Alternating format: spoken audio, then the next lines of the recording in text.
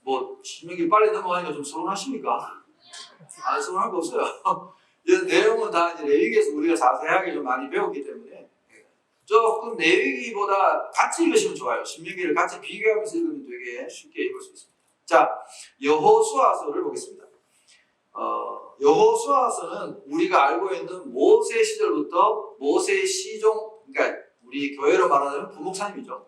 담임 목사님은 모세, 부목사님으로 있다가 담임 목사님이 돌아가시고 나니까 그 뒤를 이어서 여호수아가 드디어 본격적으로 가나안 정복 전쟁을 시작합니다.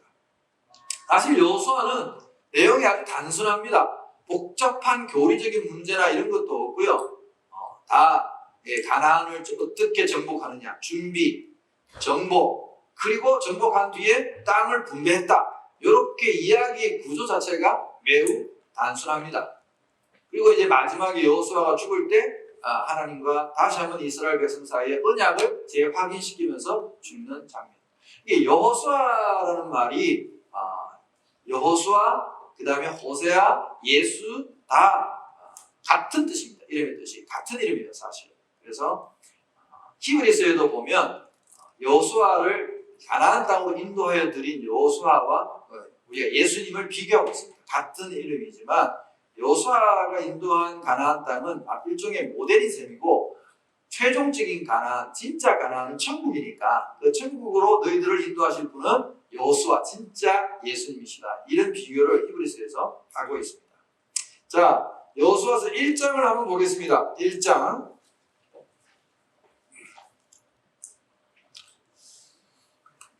1장 5절을 보시면 네 평생에 하나님이 이제 여호수아에게 가나안 땅으로 가라고 명령하시면서 네 평생에 너를 능히 대적할 자가 없으리니 내가 모세와 함께 있었던 것 같이 너와 함께 있을 것입니다. 내가 너를 떠나지 아니하며 버리지 아니하리니 강하고 담대하라. 너는 내가 그들의 조상에게 맹세하여 그들에게 주리라 한 땅을 이 백성에게 차지하게 하리라. 오직 강하고 극히 담대하여 나의 종 모세가 내게 명령한 그 율법을 다 지켜 행하고 우러나 좌로나 치우치지 말라.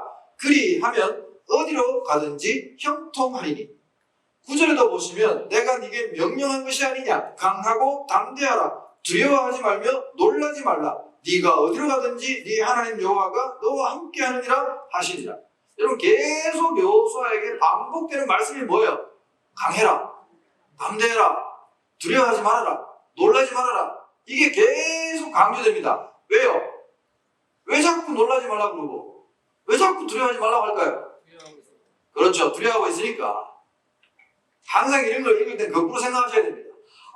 여호수아가 지금 굉장히 두려워하고 있구나. 왜 두려워하고 있느냐? 이 두려울 거예요. 사실 여호수아가. 왜냐하면 이제까지는 누가 다 했습니까? 모세가 다 했잖아요. 모세가 여러분 보통 선지자가 아니잖아요. 보통 지도자가 아니었잖아요. 정말 능력이 대단했고 하나님과 직접 대면해서 막 이야기를 하시는 분이고 막 위기가 오고 하면 하늘에서 막 물을 막 반석을 쪼개고 만나를 내리고 막 이런 역사가 여호수아는 곁에서 늘 가까이서 지켜봤잖아요. 와, 그러면 갑자기 지도자가 가셨어요.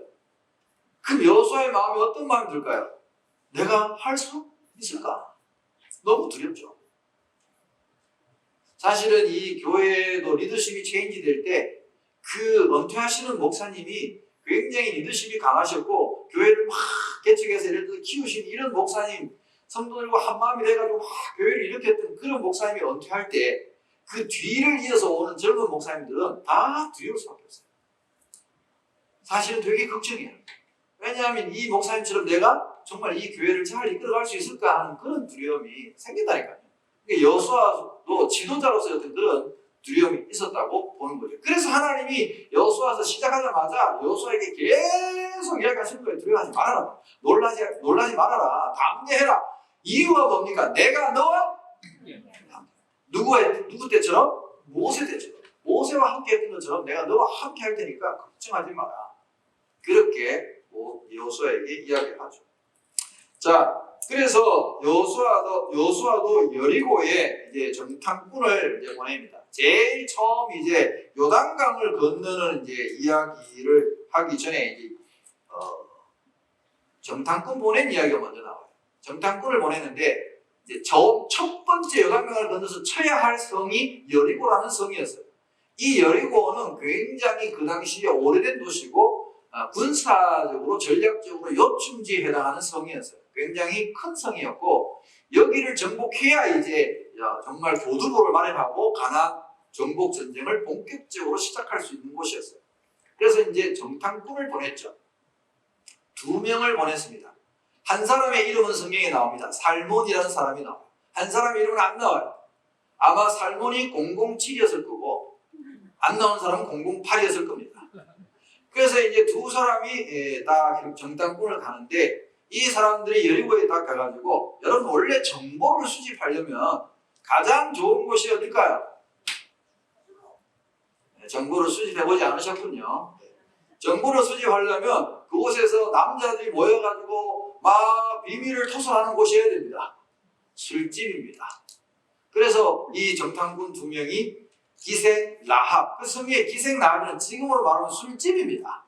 뭐 이런 뭐 바 같은데 뭐 이렇게 주막 같은데 옛날 우리로 하면 그런 술집이었을 겁니다. 숙박도 하고 아마 술도 팔고 하는 그런 집이었을 겁니다.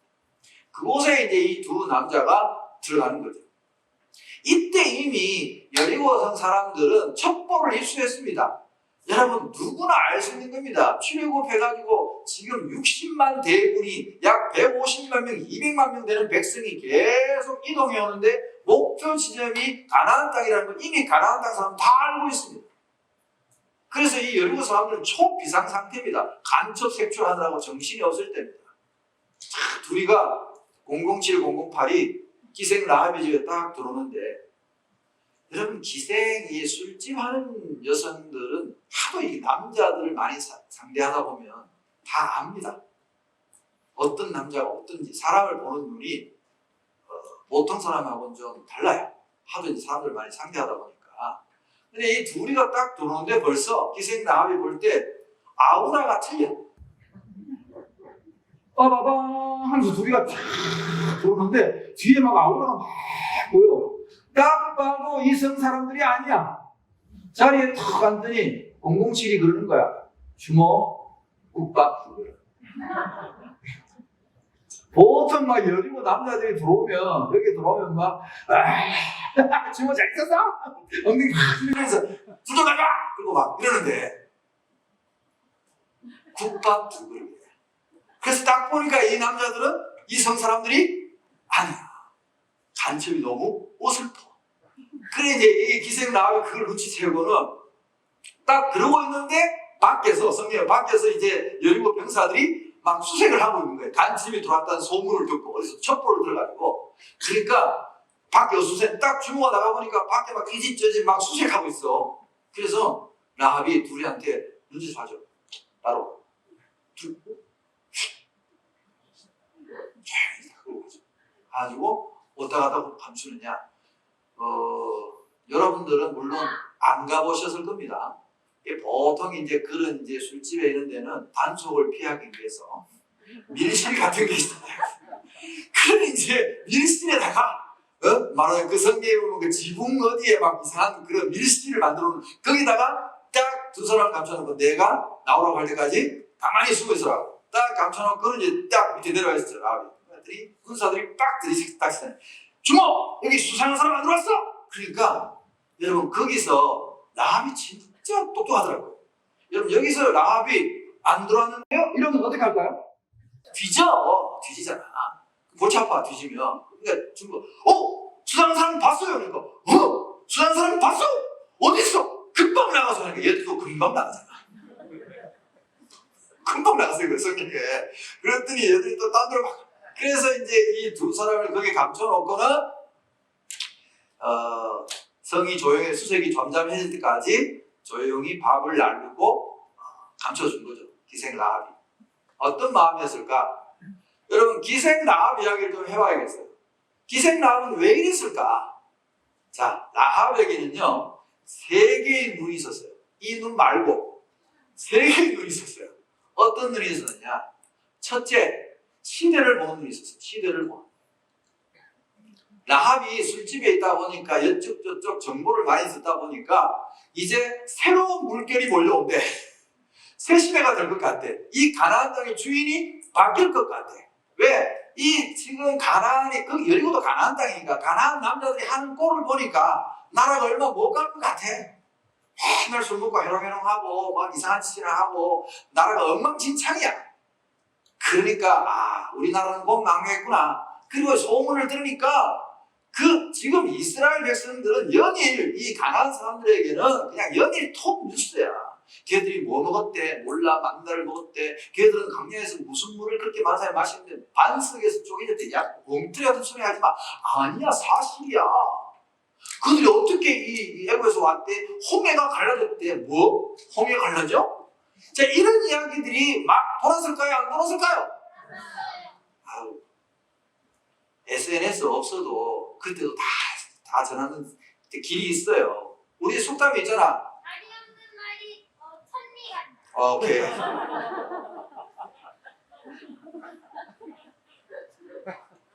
맞아요. 발없는 이 말이 소문이 천리를 간다고. 이 사람들이 다 소문이 돌아가지고 막 그리고 술집은 여러분 알다시피 막 거기 장사꾼들이 북에서 내려온 사람 남에서 올라간 사람 왔다 갔다 하면 장사꾼들이 앉아가지고 장면을 상상을 좀 해봐요. 창조적으로.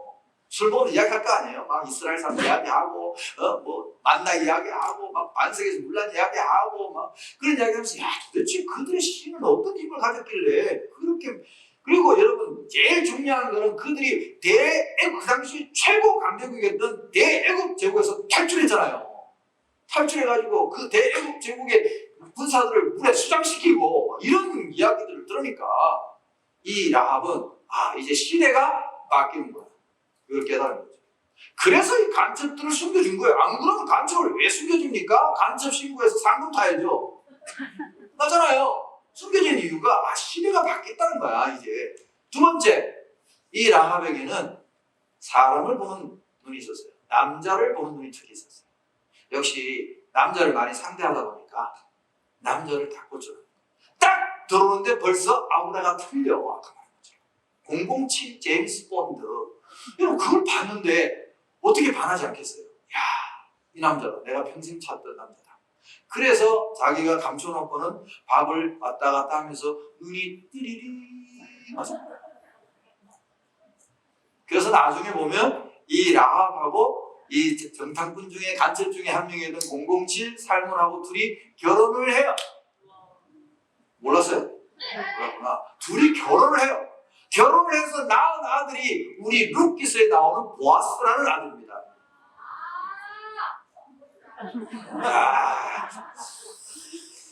야, 오늘 굉장히 보람이 있네요. 얘들도 모르는 게 있네요. 처음으로 얘들이 모르는 걸 제가 이야기합니다. 자, 그래서 이 기생 라합이 이제 밥을 하다가 나중에 이제 성벽에 탈출을 시키죠. 성벽에 탈출을 시키는데 좀 잠잠해지고 마침 탈출하기 좋은 이유가 성문으로 나가면 또 막 검문하고 이러면 잡힐 수 있잖아요. 마침 이 라합의 집이 성벽 위에 있었대요. 옛날에는 성벽 위에도 집을 많이 지었나 봐요. 성벽 위에 있었어요. 그래서 집에서 밧줄만 달아내리면 성문 밖으로 나갈 수 있는 거야. 담벼락으로. 그래서 라합이 이 밧줄을 가지고 성 밖으로 이 두 사람을 탈출시킵니다. 그런데 참 재밌는 건요. 밧줄이 까만 밧줄도 있을 거고 흰 밧줄도 있을 거고 노란 밧줄도 있을 거고 밧줄 색깔이 많을 텐데 하필이면 붉은 밧줄이야. 빨간 밧줄을 왜 안 신기할까요? 저는 신기한데요. 하고 많은 색깔 중에 밧줄도 많을 텐데 빨간 밧줄을 딱 내밀어가지고 탈출시키면서 라합이 뭐라고 그러느냐. 자기가 가진 세 번째 눈을 이야기해요. 나는 당신들이 믿는 그 하나님이라는 신이 하늘 아래 땅 위에 최고의 신, 하나밖에 없는 신, 진짜 신임을 믿습니다. 그렇게 고백해요. 와, 대단하잖아요. 여러분, 이 라합에게 혹시 여러분 전도하러 가신 분 있나요? 아무도 전도를 안 했잖아요.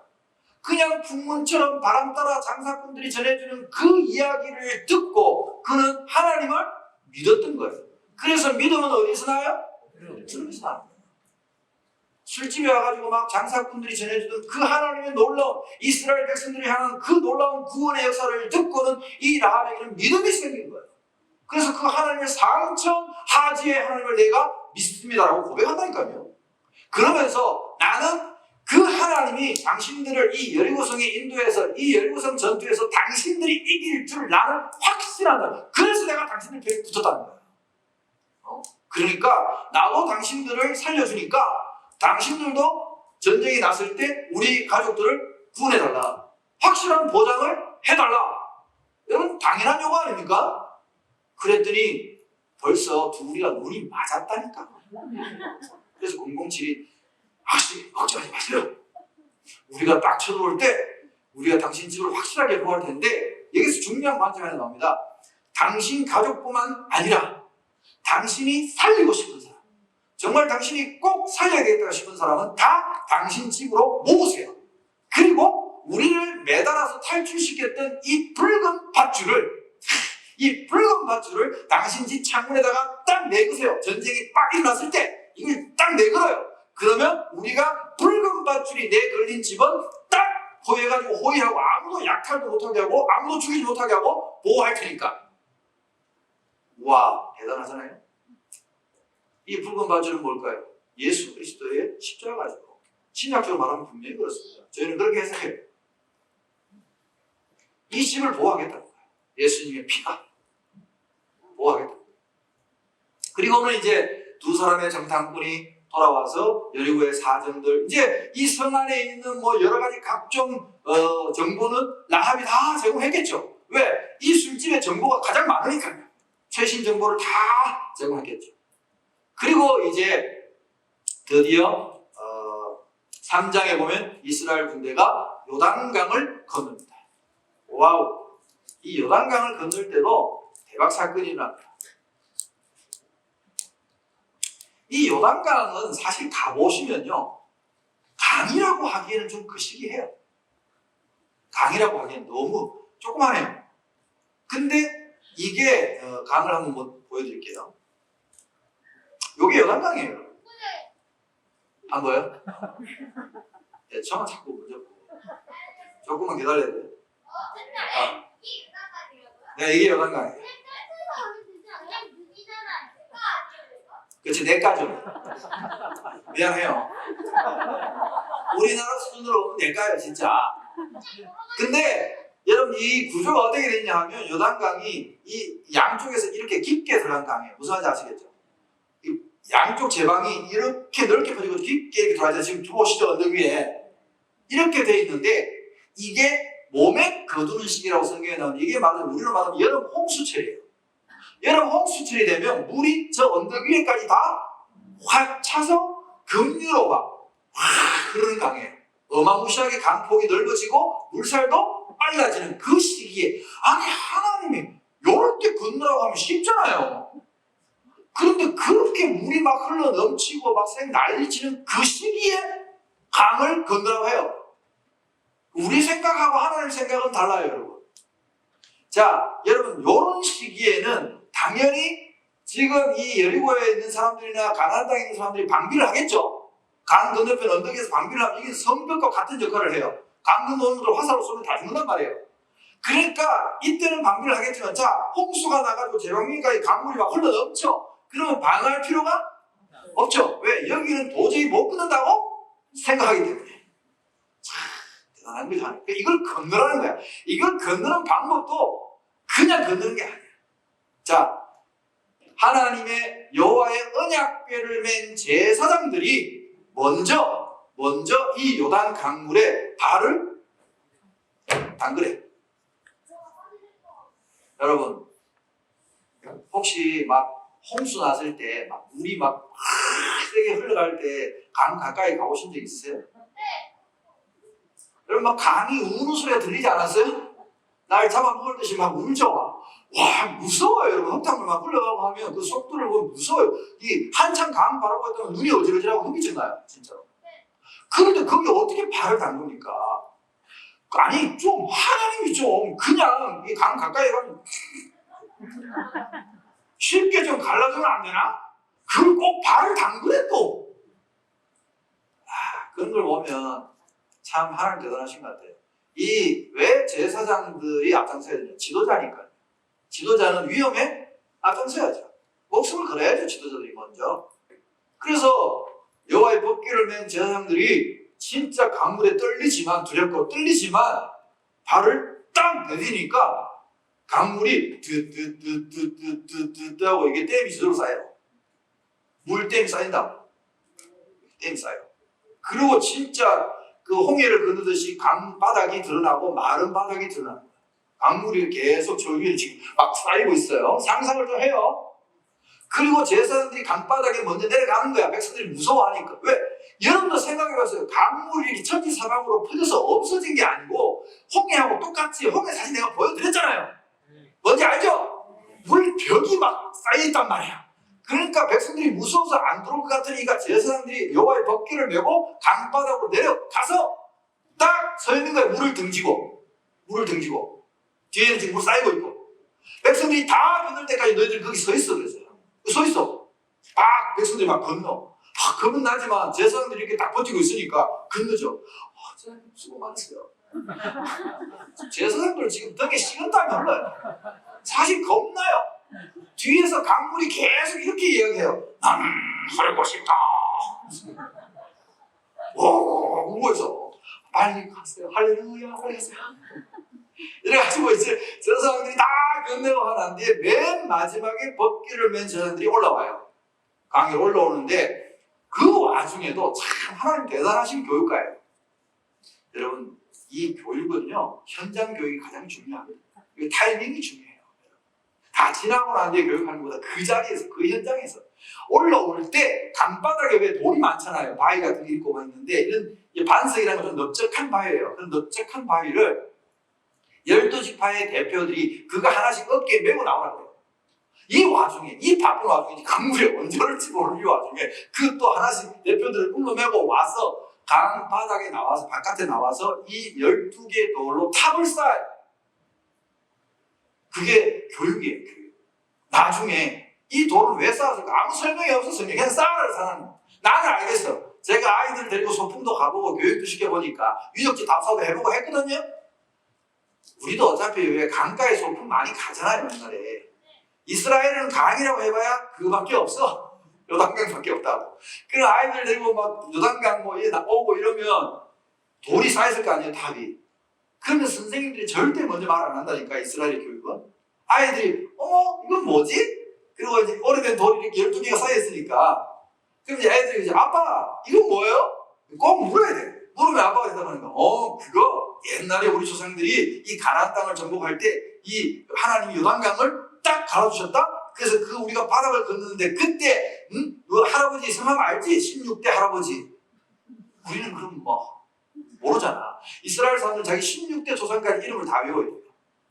그 할아버지 제가 알죠? 그래, 그 할아버지가 어깨에 탁 메고 나오셨단다? 하면서 여기 봐, 이름도 기록돼 있지? 하고 이 돌을 가지고 아이들에게 역사 교육을 하는 거예요. 참 대단하죠? 그렇게 이제 다 건너고 나니까 마지막 법궤를 맨 제사장들이 딱 나오니까 그러고 싶다고 소리 지르던 강물이 확 다시. 자, 그러고는 감쪽같이 한 명도 안 죽고 요단강을 걷는 거예요. 지금 여러분은 이 사건이 그랬구나 이렇게 생각하시겠지만 지금 여리고성 사람들에게는 정말 기절초풍한 이야기예요. 지금 그렇게 막 강이 막 흘러 넘치는 그 강에 어떻게 그 강을 한 명도 희생 없이 몽땅 다 군대가 건너올 수 있겠냐, 말이 되냐고. 그래서 더 여리고성 사람들이 두려워했어요. 떨었어요. 자, 길갈이라는 곳에 건너와서 길갈이라는 곳에 진을 쳤는데 그 진을 친 곳에서 하나님이 또 이상한 명령을 하나 내립니다. 자, 너희들 이제 전쟁 시작, 이제 본격적으로 가나안 정복 시작인데 너희들 전쟁 시작하기 전에 지금까지 출애굽해서 광야에서 사느라고 할례를 받지 못한 사람들이 너무 많다. 출애굽 2세들 지금 이 순간에 몽땅 다 할례를 행해라고. 또 남의 일하고 아무도 안 놀라시죠? 아니 지금 막 전투를 하고 지금 해야 되는데 아, 왜 야곱 이야기 세겜성 사건 기억 안 나세요? 지금 할례를 해가지고 남자들이 전부 다 이렇게 다 누워있으면 아니 저쪽에도 귀가 있고 눈이 있고 간첩이 있는데 그 저는 상상을 해봤어요. 그건 이게 말도 안 되는 명령이구나. 장군들이 반대하고 했을 거야. 그래도 여호수아가 하나님 명령이니까 다 해. 그래서 이스라엘 남자들이 싹 다 할례를 하고 다 누워있어요. 이러고 누워있어요. 자, 그러면 이건 저의 상상이에요. 여리고성에서 간첩이 왔을까 안 왔을까? 왔겠지. 다 등탕군이 하다 보니까 이스라엘 남자들이 전부 다 하고 있어. 그 보니까 자기들끼리 막 이야기하는데 할례 받았더니 너무 힘들어 죽겠다. 이거 언제 빨리 회복되라고 이러다가 우리 쳐들어오면 어떡하지? 이런 얘기 할 거 아니에요. 그래야 여리고 간첩들이 장군한테 가서 보고를 하는 거예요. 가서 장군!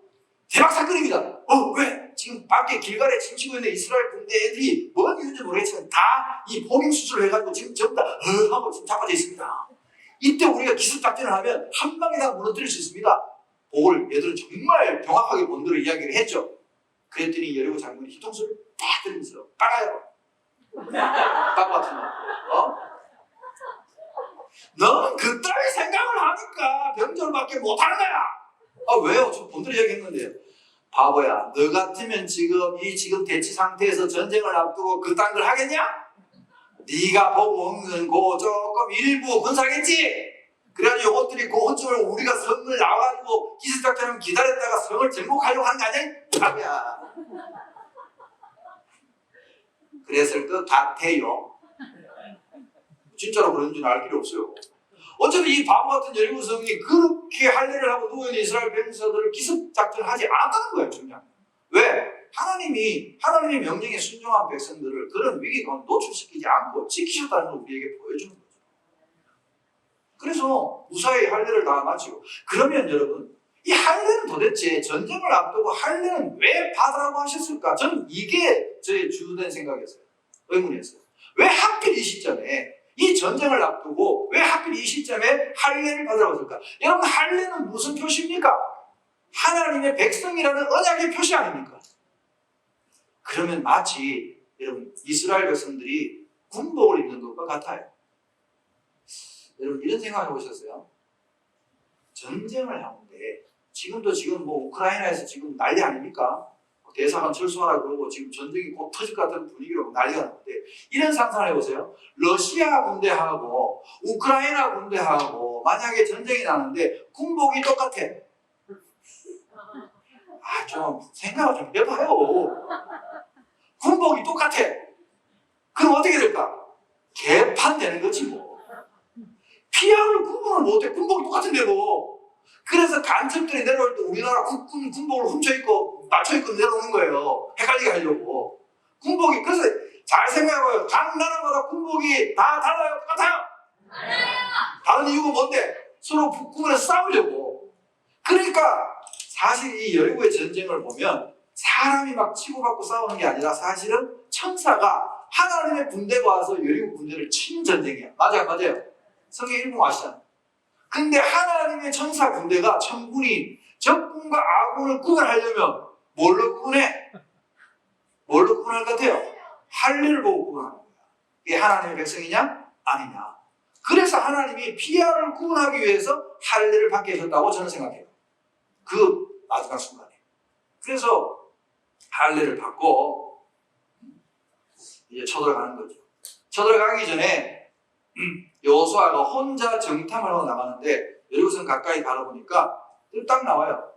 하나님의 천사장 미카엘이 딱 와가지고 칼뼈 들고 여리고성 앞에 서 있잖아요. 깜짝 놀라가지고 여호수아가 칼뼈 들고 누구냐? 그러니까 칼로 나야. 미카엘이 내가 하나님의 군대장이 미리 와 계신 거 이미 와서 지금 여리고성을 천군 천사로 포위하고 계신 거예요. 그래서 여호수아가 하나님 감사합니다. 미리 와 계셨거든요. 그래서 제가 어떻게 해야 될까요? 하니까 하나님이 딱 이 여리고성을 작전 지시를 하나님이 하세요. 여러분 그래서 성경의 전쟁은 누구에게 속해 있다? 하나님께 속해 있다. 아멘. 그 전략을 주는데 참 희한한 전략이야. 너희들은 아무것도 할 거 없고 활도 쏠 필요 없고 뭐 창도 던질 필요도 없고 뭐 공성전 할 필요 없어. 사실은 여러분 이 예, 성을 점령하려면요 공성전이라고 해요. 그거를 성을 공격하는 공성전이라고 하는데 영화 같은 데 보시면 여러분 공성전을 하는 방법이 크게 한 서너 가지가 있어요. 아시죠? 성이 있으면 와 가가지고 사다리 같은 거 팍 올려놓고 막 기어 올라가가지고 막 땅땅땅땅 싸우고 올라가는 거 아니에요? 그러니까 성문을 열면 되는 거잖아요. 그럼 막 위에서 막 활 쏘고 막 기름 막 붓고 막 돌멩이 던지고 막 그러잖아요. 아니면 어떻게 아니면 또 아니면 어떻게 왜 그 큰 연필 깎은 것처럼 나무 큰 거 이렇게 깎아가지고 수레에 싣고는 하면 성문에 팍 들이받거나 그래 안 그래요? 안 그러면 이렇게 왜 큰 바구니 같은 거를 뒤로 제껴가지고 돌 큰 거 실어가지고 휘앙 날려가지고 성벽을 막 부수거나 화구이에요. 화구. 그래 굴 파거나 하여튼 방법은 많은데 이런 여러 가지 방법이 공성전의 이야기인데 세상에 이상한 전략 손자병법에도 없는 듣도 보도 못한 전략을 하나님이 여호수아에게 명령하세요. 자 너희는 여리고성을 칠 때는 딴 거 할 거 없고 일단 제사장들이 총출동해서 제사장들이 맨 앞에 선다. 여호와의 언약궤를 맨 제사장들 아까 요단강 건널 때하고 똑같이 여호와의 언약궤를 맨 제사장들이 앞에 서고 그 앞에 이 양각 나팔을 든 제사장들이 이 양각 나팔을 든 제사장들이 앞에 쫙 서가 이게 지금으로 말하면 군악대야 군악대 아시겠죠? 군악대가 앞에 서고 제사장이 앞에 서고 여호와의 언약궤를 뒤에 딱 따라갑니다. 앞에 맨 앞에 언약궤가 보이게 해놓고 군사들은 그 언약궤를 뒤따라서 이 여리고성을 하루에 한 바퀴 도는 겁니다. 6일 동안은 하루에 한 바퀴 돌고 그냥 진영에 들어가서 쉬어 잠 자. 그리고 마지막 7일째는 7바퀴를 돌고는 성을 향해서 뺑 둘러서서 소리를 같이 질러. 그러면 성이 무너질 거야. 어떻게 잘 믿어지세요? 네. 그냥 폼으로 들고 온 건 아니야. 기다려. 이게 실제 여러분 양각 나팔입니다. 뿌립니다. 한번 불러보세요. 옛날에는 이 양각 나팔을 못 불면 제사장을 못 했다고 해요. 이게 불기가 쉽진 않아요. 제가 소리를 한번 내볼게요. 양각 나팔이 이게 제대로 불면 멀리 조용한 데서 불면 한 5km 정도까지 갑니다. 뭐 수십 대가 불면 훨씬 더 크겠죠. 자, 한번 불어보겠습니다. 요거는요 겸손하게 불어야 돼요. 앞으로 불면 죽어도 안 불립니다. 이렇게. 이게 구멍이 되게 좁고 트럼펫 부는 원리가 없으세요. 그래서 트럼펫을 좀 불 줄 아시는 분은 그나마 좀 불기가 쉬워요. 지금까지 양각 나팔 불기 대회를 열었는데 저한테 성경 받은 사람들이 많이 했는데 한 1000명 중에 2명, 3명 정도 불었습니다. 쉽지 않아요. 나중에 쉬는 시간에 한번 도전해볼 분들 한번 도전해보세요. 애들은 오히려 잘 불더라고요. 입이 작고 입술이 얇아서 요령만 알면 애들이 오히려 잘 불고 어른들은 잘 못 부시더라고요. 자, 한번 물어보겠습니다.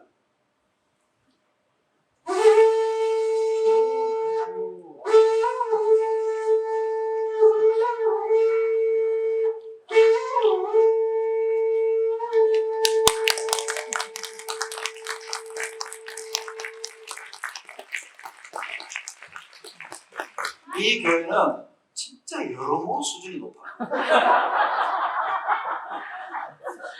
내가 가는 교회마다 이걸 부르는데 어떤 교회는 눈치가 없어. 박수를 안 쳐야 내가 숨 막혀 죽을 거야. 박수를 쳐야 나도 좀 명분이 생기니 그만 불 텐데. 이거 뭐 박수로 불라는 얘기야? 진짜 수준 높은 교회들. 얼마나 정말 수준 높은 교회들을 만나가 너무 행복해요. 이게 우리가 성경에 보면 나팔을 울려 부르라는 게 아까처럼 뿡뿡 우리말 하면 끊어 부르는 거예요. 이게 울려 부르는 거예요. 그래서 이거에 따라서 한 번 끊으면 뭐 예를 들어서 돌격, 두 번 끊으면 뭐 후퇴, 이게 신호 나팔이에요.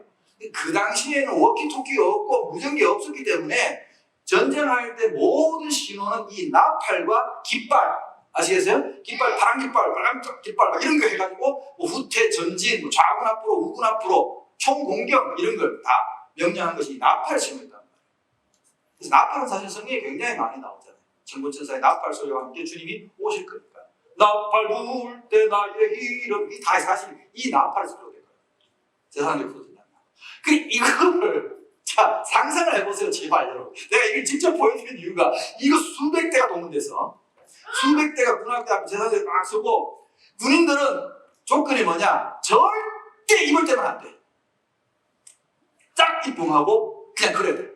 뿡 자박 자박 뿡 자박 자박 뿡 자박 자박. 자, 다시 카메라를 성 안으로 돌려. 자, 여리고성 사람들이 자 이스라엘이 막 쳐들어오니까 다 성벽에 올라가지고 지금 막 화살 땡기고 막 여러분처럼 이런 평안한 얼굴이 아니에요. 지금 죽느냐 사느냐 하는데 여러분 지금 여기서 막 아드레날린이 막 팍 올라옵니다. 이때 호르몬이 막 심장이 막 벌렁거리고 막 춤을 살고 오는 게 전쟁이니까 이때는요 누가 옆에서 때려도 안 아파요. 잠도 안 와요 여러분. 그 눈이 막 시뻘게 나오면 여기서 이상한 뜨뜻한 두는 작전이야. 뿡 위에서 야 이스라엘 새끼들아 덤벼라 소리 질러도 대꾸다. 여러분 이런 전쟁이 어떤 전쟁인지 알려면 옛날 영화 중에 그 신라하고 백제하고 황산벌에서 싸운 유명한 영화 황산벌이라는 영화가 있어. 제발 그걸 한번 봐봐. 거기 보면 막 경상도 사투리로 전라도 사투리로 맨날 욕하고 막 이래. 이 전쟁에 하면 맨날 서로 욕하고 막 소리 지르고 야 댐비라 죽여버리겠다 하고 막 이런 거 해야 되는데 여기서는 아무리 공격을 해도 이 샷다 넣었어. 딱딱고 짜박 이러고 하니까 이게 무슨 작전이야. 그래서 하루 종일 성벽을 돌리니까 전부 같이 한 바퀴 돌고 나더니 화살 한 방도 안 쏘고 돌아가네. 자기 진영으로 가. 와 미치겠네 왜 이 여리고성 사람들은. 자 그날 밤에 이스라엘 군대가 퇴근하고 난 뒤에 여리고성 사람들은 퇴근해 못해. 밤새도록 뭐해? 작전회의 해야지. 작전회의 하는 거야. 야 이거 도대체 무슨 작전이냐? 저들 뭐가 잘 수작이냐? 그럼 이제 사람들이 장군 진짜 도저히 모르겠습니다. 듣도 보도 못한 전략인데요. 왜 나팔만 부르실까요? 왜 말이 없을까요? 모르지 나도. 손자 병법에 있냐? 책에도 없어요. 이런 이야기 안 하고 밤새도록 야 골치 아프다. 내일 되면 뭐 어떻게 알겠지. 그 다음날 되는데 또 똑같아. 뻥 차박 뻥 차박. 자 시계 돌려봐요. 하루 이틀 사흘 맨날 똑같아. 패턴이 똑같아. 이제 막 지금 처음 들으니까 좋지. 내가 6일 내내 이것만 계속 부르고 여러분들 벌써 짜증나고 이제 뭐 온몸에 기가 다 빨릴걸? 그러면 나팔소리 듣기만 해도 이제는 노이로제가 그래. 노이로제 6일 동안을 계속 그렇게 하니까 그리고 밤에 잠도 못 자고 작전을 모르니까 근데 이스라엘 백성은 가서 잘 자. 푹 자는데 여기서는 잠도 못 자고 또 얘기하고 내일은 어떤 작전일까 해봤더니 똑같은 작전이고 내일은 어떻게 하더니 똑같은 작전이고 다 이제 지칠 때쯤 했을 때 갑자기 그래도 이제 보고는 맨날 오잖아요. 또 오면 막 보고 장군 보고요 하고 쫓아오잖아요 병사들이. 7일째 이제 이스라엘 군들이 딱 나오는데 갑자기 그래서 장군님 다 지칠 거야. 저들 또 나와. 아유 장군 좀 다스라져. 신경 더 해봐. 그러고 있는데 갑자기 이제 병사가 쫓아와서 장군 큰일 났습니다. 뭐가 큰일이 아닐까? 이놈들이 오늘은 2바퀴째 돌고 있습니다. 아무도 안 오는데. 그럼 큰일이 아니에요. 큰일 아니에요? 6일 동안 한 바퀴밖에 안 돌았는데 지금 2바퀴째 돌고 있대잖아. 제발 좀 정신들 차리세요. 여리고 병사님들 제발. 아니 6일 동안 맨날 한 바퀴 돌던 게 지금 2바퀴 돌면 이상한 일 아니야? 큰일 아니야 지금? 그래서 장군들이 또 싹싹 쫓아나가서 아니 이것들이 웬일이요? 오늘따라 왜 2바퀴를 도는데? 그러고 보니까 계속 돌고 있네? 오늘따라 한 바퀴 돌고 가는 인간들이 계속 돌아. 6일 동안 잠도 못 자고 아드레날린 폭주해가지고 지금 막 머리도 띵하고 하는데 이것들이 6일 동안 여러분 안 그래도 지금 이 소리 막 너무 듣기 싫어 죽겠는데 7바퀴를 계속 이러고 있으니까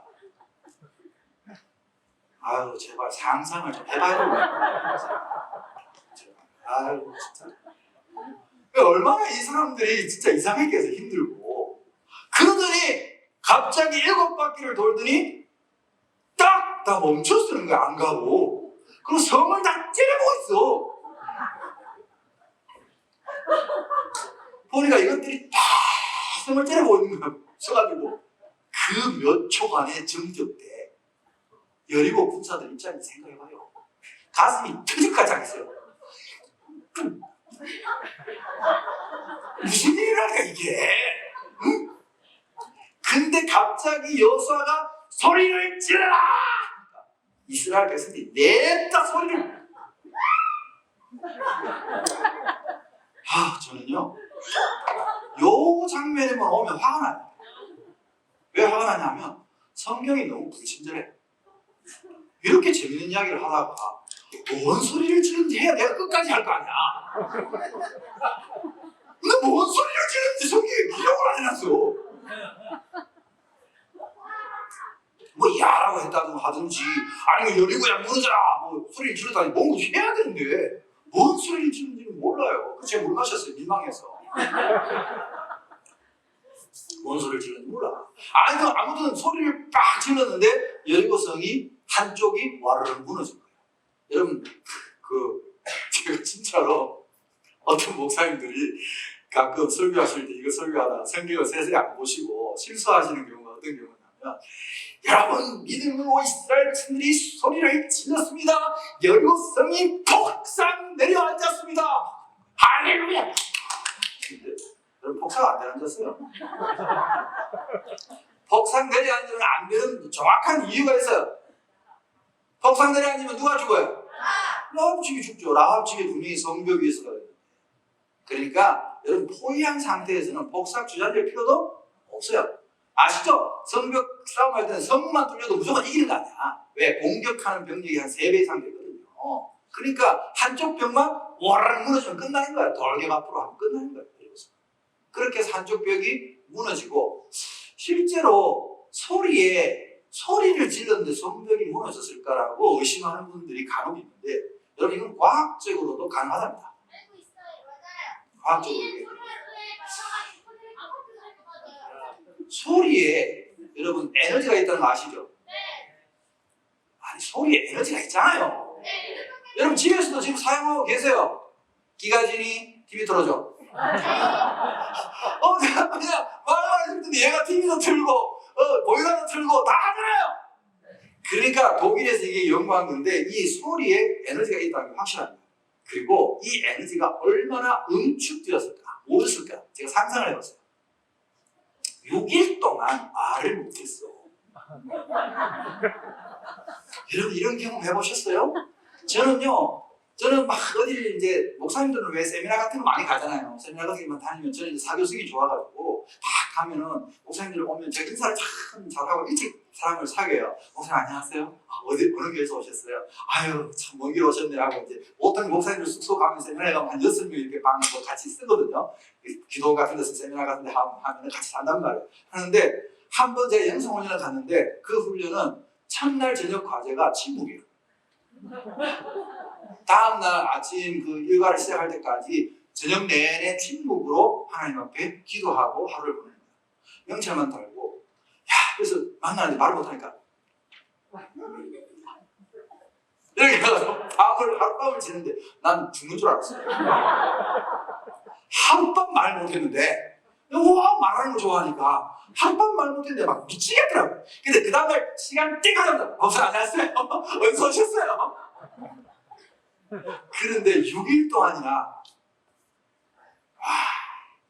그러니까 소리 지르라고 했을 때 아마 6일 동안 참았던 그 에너지가 폭발하지 않았을까. 그걸 하나님이 빠샹 증폭시켜가지고 성 무너뜨리는 건 정말 저는 당연히 있을 수 있는 일이라고 믿습니다. 그래서 여리고성이 무너지고 이제 가나안 정복이 본격적으로 시작되는 이야기가 여기서에 나옵니다. 오늘 그래서 제가 여러분 앞에 이 양양나팔을 일부러 한번 보여드리려고 가져왔습니다. 자, 굉장히 신나죠? 네. 여리고성이 무너진 사건이 7장이에요. 항상 이렇게 어떤 큰 승리를 거두고 나면 또 한편으로는 어려움이 찾아와요. 이제 그게 7장에 나오는 아간의 범죄와 아이성 전투에서 작은 성이었는데 여리고성과 비교할 수 없는 작은 성이었는데 이제 패배하는 이야기가 나옵니다. 이때 아간의 범죄는 전쟁 전리품에 관한 원칙을 어겼기 때문입니다. 전쟁을 하면 반드시 이제 빼앗게 되고 전리품이 나오는데 그 전리품 중에 일반 병사들이 가질 수 없는 것들이 있었어요. 예를 들어 금이라든지 특별한 것들은 못 가지게 했어요. 이런 거는 말하자면 군 중앙에 수뇌부에 바치고 이것을 전체적으로 관리하게 하는 그런 물품들이 있었어요. 이거를 이제 아간이라는 병사가 개인적으로 사취해서 자기 장막에 감춰놨다가 들키고, 그것 때문에 하나님이 이제 범죄한 이스라엘을 회개하게 시키고 정결케 하고 다시 전투를 벌이는 장면, 이런 이야기들이 나옵니다. 실제로 여리고성을 점령했을 때 여호수아가 명령을 내리는 장면이 성경에 나옵니다. 빨리 가서 라합의 집을 보호하라. 라합이, 여러분, 이 라합의 집 이야기를 잠깐만 하고 오늘 좀 쉬겠습니다. 잠깐 쉴게요. 자, 전쟁이 벌어질 때, 라합이 벌어지기 전에 이제 막 성을 포위하고 있을 때 라합이 이 사람들이 약속한 것이 있으니까 자기가 살리고 싶은 사람들을 찾아가지 않겠어요? 그리고 이렇게 이야기했겠죠. 야, 너 전쟁이 일어났는데 전쟁이 끝날 때까지 우리 집에 와 있어. 그럼 사람들이 그러겠죠. 왜? 왜 우리가 너희 집에 가 있어야 돼? 이유를 말할 수 있다 없다? 말 못하죠. 잘못 말했다가 간첩으로 몰려 다 죽는데, 그냥 이유는 묻지 말고 내 말을 듣고 내 말을 믿고 우리 집에 와. 그래서 라합의 말을 믿고 라합의 집에 들어간 사람은 어떻게 된 거예요? 다 살았어요. 여러분, 이게 신약의 우리가 복음의 원리하고 똑같지 않나요? 라합의 말을 듣고 라합의 집에 온 사람들이 무슨 구원받을 만한 특별한 자격이 있었나요? 제가 볼 때는 라합이 부른 사람이 대부분 주모들이 아니었을까 싶어요. 어깨 사람들, 친한 사람들 부르지 않았을까요? 잘난 체한 사람, 이런 사람들이 그 기생의 말을 들었겠어요? 기생은 기생끼리 놀았겠죠. 그러니까 그 옛날에 뭘 했건, 그 여리고성에서 무슨 일을 했건, 어떤 사람이었든 간에 라합의 말을 듣고, 라합의 말은 곧 정탐꾼들의 약속이고, 정탐꾼들의 약속은 곧 하나님의 약속 아닙니까? 그 하나님의 약속의 말씀을 믿고 라합의 집에 들어온 사람 이전이 어떠했든지 간에 그들은 다 구원을 받았다는 거죠. 할렐루야. 그러니까 이것도 결국 믿음으로 하나님의 은혜로 구원받은 사건이죠. 유명한 사건이죠. 라합의 집, 하필이면 붉은 밧줄이 매달려 있었다는 거. 다음 이런 이제 또 이야기가 이 라합의 이야기로 기록되어 있습니다.